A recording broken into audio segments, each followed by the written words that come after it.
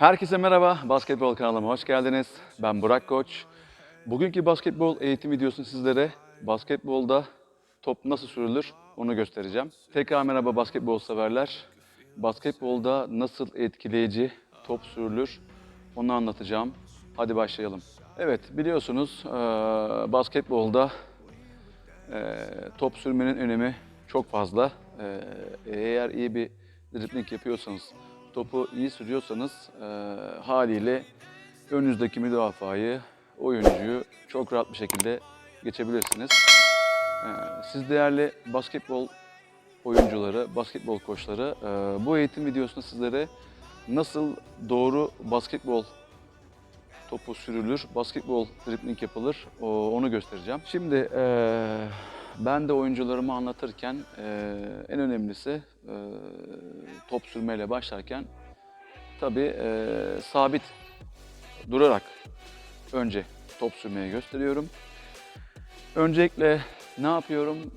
Oyuncu ilk defa geldiyse, küçük yaştaysa asıl burada çok önemli. Oyuncuya çok fazla değer vermek lazım. Oyuncunun üzerinde çok büyük emek harcamak lazım. Çok sabır lazım biliyorsunuz. İşte bu oyuncuya verdiğimiz sabır ne kadar ve emek ne kadar iyi olursa ileride de zaten oyuncudaki bu gelişimi görünce biliyorsunuz antrenör de çok mutlu oluyor. İşte asıl olay burada. Bence altyapıda antrenör olmak çok daha iyi. Yani oyuncu yetiştirmek ileride alt takım olsun, milli takım olsun. Bence böyle de çok iyi yani. Bazı koçların hedefi altyapı oyuncusu yetiştirmek, bazıları direkt ikincilik, birincilikte head coach olmak. Her neyse uzatmayalım. En başta yapacağımız ilk hareketlerden bir tanesi göstereceğimiz topu oyuncunun sağ ya da sol tarafına nereye vurmasını göstermek. Ne yapıyoruz? Eğer ben topu sağ tarafa vuracaksam oyuncuya elimde biliyorsunuz 5 karış. Bunu açıyorum. Sağ ayak parmak ucumun çaprazına 5 karışı koydum ve serçe parmağımın hemen hemen o kısmına, çapraza, ayağımın çaprazına topu koyup bırakıyorum ve bıraktırıyorum. Gördüğünüz gibi hemen hemen sağ ayak parmağımın çaprazına sağ tarafa topu koyduruyorum. Tekrar alıp tekrar koydurabilirsiniz. Aynı zamanda stance hareketinde mutlaka önceden öğrettiğiniz gibi bozdurmayın. Stance hareketiyle beraber topu alıyor, koyuyor. Ayakları hiçbir şekilde kıpırdamıyor. Yani ayakları sanki bir yere bağlıymış gibi. Sabit ayaklar, stance'deyiz. Topu alıp 5 karış yaptırıp koyduk. Şimdi oyuncuya diyoruz bak, senin topu vuracağın yer hemen hemen burası. Yani tabii tamamıyla burası olacak değil yani. Yaklaşık olarak buraya vuracaksın diyorsun. Tamam, okey. Topu aldırıyorsun oyuncuya. Şimdi sağ elime dribling yapacağım. Boş olan sol elimle de topu korumasını söyleyeceğim. Nasıl koruyacak? Topu, şimdi vurmayayım, top ses çıkacak. Vurmadan göstereyim. Topu sağ elle vurmaya başladığı zaman sol elle de topu eli topa yaklaştırıp el avuç içleri dışarıyı gösterecek bir şekilde topu vurmasını söyleyeceksiniz. Ama bu vaziyette en önemli şey elini topa götürürken vücudunu da götürmemesi. Sadece göğüs dik karşıya bakıyor, dribling yapıyor. Sadece eli topa gidecek. Tekrar söylüyorum, topu ele gitmeyecek. Yani eli topa gidecek. Vücudu gördüğüm gibi benim gövdem oynamıyor. Sadece elim oynuyor ve topu koruyorum. Biraz daha çökebilirim, yaklaşabilirim. Bunu ilk başta oyuncular çok yapıyor. O yüzden tabii zamanla alışacak ama mutlaka bunu yaptıracaksınız. Önce sağ yapacağız, sonra sol yapacağız. Ve dribling yaptıktan sonra da topun hizası belimi geçmiyor. Şuralarda sürüyoruz, buralarda yok. Her zaman aynı. Bel hizasında ve top yakın olacak. Başlayalım hemen uzatmadan fazla. Gördüğünüz gibi biraz daha yaklaşabiliriz. Bunu yaptırırsak ya da ama ben şunu yaptırıyorum çünkü gelebilecek el müdahalelerini engellemek için bu çok iyi bir hareket. Gördüğünüz gibi. Arkaya bakıp ayaklarım sabit. Böyle de yapabilir oyuncu, fark etmez. Bunu da yaptırabilirsiniz ama elini tabii koyacaktır buraya yorulunca. Ama bunu yaptırmak en başta çok daha mantıklı. En başta topu koruyarak yaptırmak çok önemli. Bunu yaptırdık mı zaten olayın %70'i bitiyor. Sağ eli gösterdim.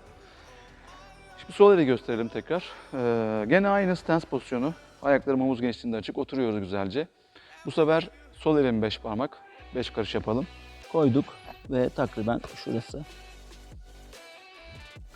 Koyduk. Oyuncu bırak topu. Gösteriyorsun bak.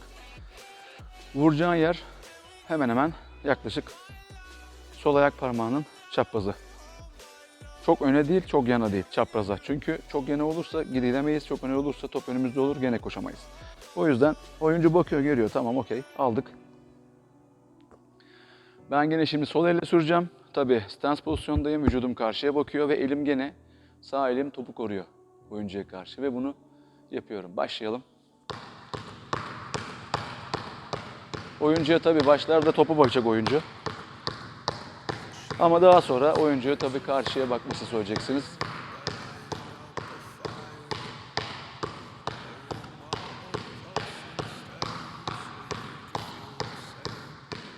Gördüğüm gibi top bel hizasını geçmiyor yanımda ve dribling yapmasını istiyorsunuz. Bu kadar yeterli. En başlarda tabii oyuncunun sırtı, ön bacakları özellikle ve arka bacakları ağrıyacak. Bunu ara vererek yaptıracağız ama mutlaka bunları çok yaptırmak lazım.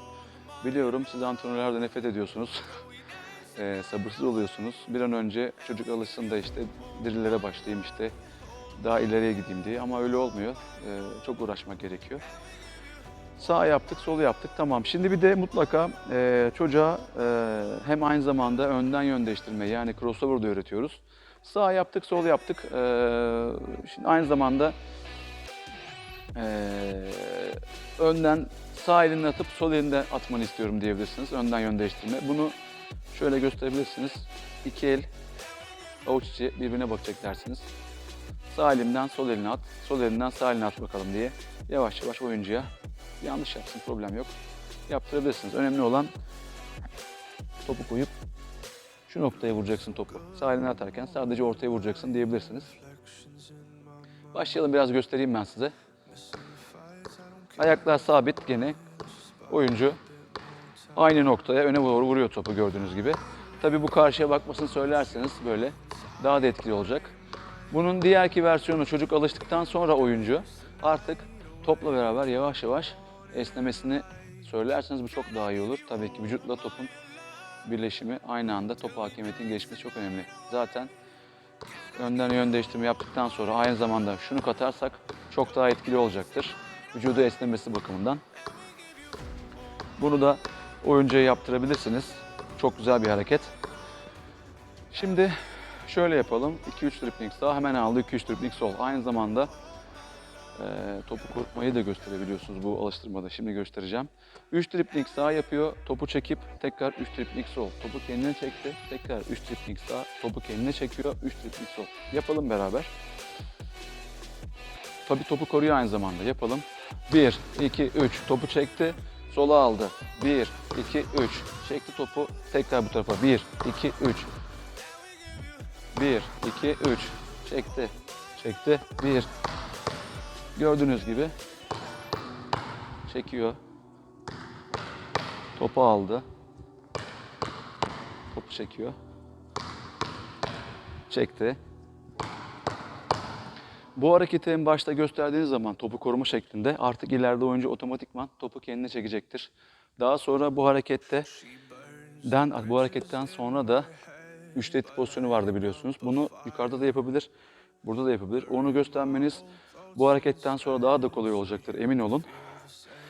Sonra tabii bu hareketi öğrendikten sonra daha sonra hareketleri öğrenmesi, zincirleme daha çok kolay oluyor. Mesela swap, süpürme hareketi olsun. Topu kendine çekiyor mesela. Süpürme hareketi koruyor. Hep topu koruyor mesela. Pivot ayağı olsun çekerken. Bunları hepsini öğrenmiş oluyor. Şimdi hareketli nasıl dribling yapalım onu gösterelim. Her şey aynı, kurallar aynı. Vuracağımız yer aynı gene. Çocuk iyice dribling yapmayı öğrendi. Stabil, güzel. Tabii en önemlisi artık hareketli yapması lazım hareketi. Çünkü Yani basketbolda hareketli olmadıktan sonra hiçbir anlamı yok. Çok iyi sabit dribling yapsın, bir anlamı yok. Ben daha çok basketbolcularıma eee, sabit değil de hareketli olarak dribling yaptırmayı öğretmeyi daha çok seviyorum. Tabii en başta bu eğitimi vermek zorundayız. Onun üstüne. Aynısı, ben gene koşacağım ve gene çapraza vuracağım. Top bel hizamı geçmeyecek. Çok fazla yapmayacağım. Yandan da yapacağım. Top kaçmadan devam ediyorum. Gördüğüm gibi top geride yapabilirim. Bel hizamı geçmiyor. Tekrar geldim hızlı bir şekilde. Top yanımda olacak her zaman. Kontrollü olacak. Top yanımda olacak. Top kaçsın, al. Çok hızlı yapmanın hiçbir anlamı yok. Kontrollü yapalım. Biraz yavaş yapalım. Sonra seviyeyi arttırabiliriz. Geldik hızlı. Koştum. Bu hız yeterli olabilir başlangıçta. Çok önemli olan topu kaybetmemesi oyuncunun. Geldik hızlı. Yeterli. Bir de sol elle yapalım. Gene aynı. Top bel hizamı geçmiyor. Kural 1, mutlaka top bel hizamı geçmiyor. Tamam. Hızlı geldik. Top seninle beraber geliyor. Daha çok antrenman var, daha çok dil var da bu videoda sadece sabit dribling nasıl yapılır ve hareketli, basit dribling nasıl yapılır onu gösteriyorum. Yani bir sahadan diğer sahaya geçerken, yarı sahaya geçerken yapabileceğimiz gidiş dönüş hareketlerini gösteriyorum. Geldik. Güzel. Tekrar yapalım. Hızlı geldik. Bak gördüğünüz gibi top yanımda hiç. Yanımdan çıkmıyor. Bir daha yapalım. Top biraz kaçtı çünkü. Geldik hızlı. Sonra sağ sol gene. Döneyim biraz bu tarafa doğru. Şöyle yapalım. Hemen şu çizgiye kadar yapacağım. Geldik. Bu hız yeterli. Döndük bu tarafa. Bu çizgide de yaptırabilirsiniz. Oyunculara kısa mesafede daha etkili olacaktır. Döndük tekrar. Evet. Gördüğünüz gibi top bel hizamı geçmiyor fazla. Bu yeterli olur sizin için. En azından sabit driblingle nasıl oyuncuya gösterilir. Bu videoda onu gösterdim sizlere. Umarım çok etkili bir video olmuştur. Teşekkür ederim videoyu sonuna kadar izlediğiniz için. Bu videonun altına mutlaka yorumlarınızı bekliyorum. Diğer videolarıma da yorumlarınızı bekliyorum. Sizin yorumlarınız, sizin like'larınız, abonelikleriniz benim için çok önemli. Çünkü kanalım biliyorsunuz sizlerle beraber büyüyecek. Tek amacım basketbolu sizlere doğru basketbolu öğretmek. Bir dahaki sonraki videolarda görüşmek üzere. Hoşça kalın.